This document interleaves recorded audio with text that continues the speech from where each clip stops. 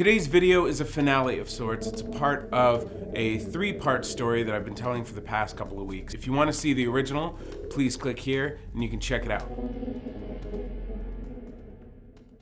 So after this whole thing with the razor happened, I was completely spooked, and I was determined that there was something there. And none of my friends believed me. I mean, we all kind of like half-heartedly believed that the place was haunted, but when it comes down to it, people are like, you're a little insane. Is there something wrong with you? You're a little crazy. I think you need help. I remember this one experience where I was sitting in the library with a bunch of friends. We were all writing our midterms, and I, throughout all of my life, have always pushed things off. I'm a procrastinator, and that's how I do my best work. A couple of teachers there understood that, and understood that I needed to draw while I was learning, so don't ever stop doing that. And that meant the world to me to actually have someone understand the way that I learn. Anyone out there who has trouble learning or knows that they need to do something a little bit weird to help them learn, don't let your teachers beat you down. Be you and get through it. You know, like school sucks. A lot of the time it sucks, but there are great things about it, and you're gonna be so happy you went to school. That's my little PSA for the day. Thank you very much for listening. Stay in school.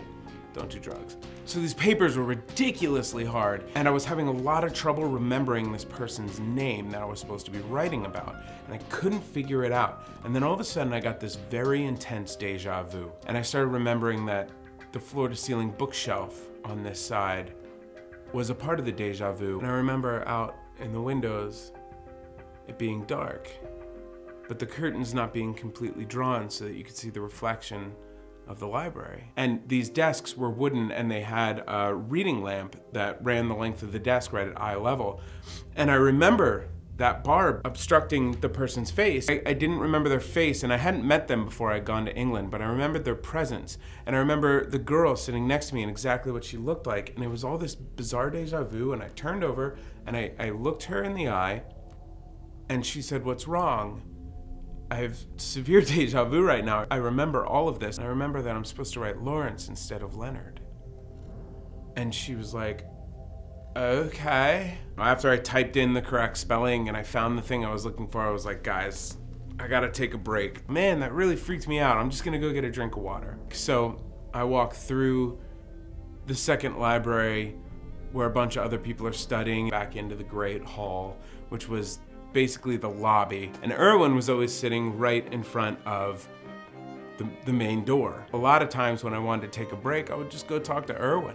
You know, he was the guy I could trust. I could tell him about the presents. I could tell him about the things that happened. And he would believe me, and he would also support me. And I'd say, Erwin, I've got the presents again. Well, I can't say that I'm surprised. Why is that? When they take a liking to you, Master Joshua, they take a liking to you.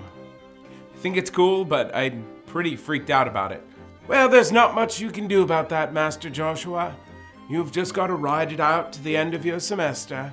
And we'd have little conversations like that whenever I passed. He's now passed on, rest in peace. But he made my experience there absolutely phenomenal. So this particular night, he was not there. And so I passed the main desk, and I knew there was a very, very cold water fountain just on the other side of the door into where the classrooms were. Now, hardly anyone ever traversed this hallway after night, because it was dark and it had this huge, weird staircase that didn't really lead to too much. It was sort of like a back end staircase, but it was massive. It was wide, and it had a big, fat banister with big beams in it. And so I went back there and I got a drink of water, and I was about to turn back when I heard something. I heard this little creak. It's a giant abbey. Little creaks happen all the time.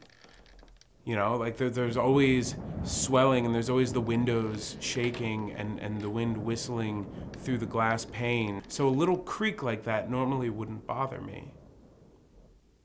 But when I heard it, I felt this weight come down on me. I felt this heaviness pass into my atmosphere. And I stood there, chilled from the drink, thinking about, should I go back to the library? should I see what that little tiny creek was? And as with many experiences in my lifetime, the curiosity just got to me and I had to know. I start making my way from the water fountain around the corner, and it's pretty dark in there. I make my way past these classrooms and down the hall, and I hear the little creek up above my head. And I turn and I look, and as clear as day, there is a little girl in a white nightgown, wearing an oversized top hat, looking at me over the railing, and I freeze. And I'm not quite sure how much time went by, but I'm almost positive that it was a fraction of a second. That felt like an eternity. And all of a sudden, just gone. My feet came out from under me, and all of a sudden I was moving, and I ran around the corner past the water fountain, busted through the door all the way into the library, and I slammed into my seat, sweating and breathing heavily. And everyone at the table is like, "Whoa, what's your problem, man?" And the girl next to me goes, "What's the matter with you?" And nothing's coming out. And Sean and Emily stand up, and they're leaning over the reading light, and they're like, "Dude, are you okay? You're shaking." Eventually I calm down, and I tell them what I saw. And the girl next to me stands up and goes, "We're going to look at it. I want to see what you saw. I'm not kidding you at all. I saw it. This is not cool. This is not something you want to see. It wasn't there. It disappeared." Sean and Emily are like, no, we want to see it. Let's go." And so they drag me through the library, through the lobby. They're like, "Where was it? Where was it?" I can't even look, but it was up there. I'm like, "Dude, there's nothing there." No, I saw it. It was on the stairs right up there. It was like near the top. Sean runs up the staircase and he's like, "Right here, right here." I can't do it. I'm freaking out. And the girl goes, "Wow, you're really serious, aren't you? Have you been getting any sleep?" Yeah, you know what? That's it. I haven't gotten any sleep. I'm going to bed. I'm just gonna wake up super early and finish my paper. I'm sorry, guys. And I go and grab my stuff from the library, and I made my way up to my room, where I felt much safer.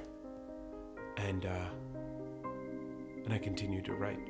Almost like a month later, the presence has started to weigh down so much on me that I'm starting to lose sleep, and I'm starting to not do so well, getting really homesick, getting really emotional, getting into fights with people. And part of that really is being in a different country for so long. You're living in close quarters with less than 60 people. You're gonna fight with your friends, and you're gonna fight with your parents because all you really want to do is see them. Suddenly I start feeling that presence, not so much as like a weight, but as this softer presence of someone just standing nearby.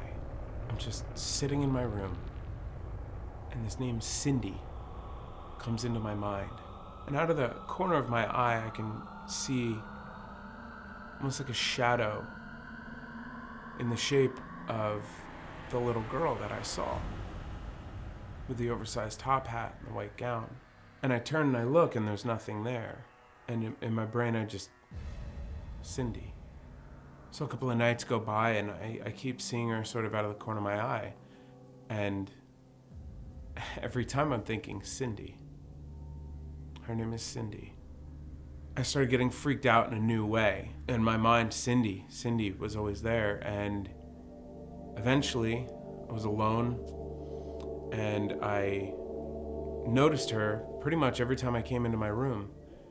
And one night, I sat down on my bed, and I said out to the room, "Cindy, I know you're there.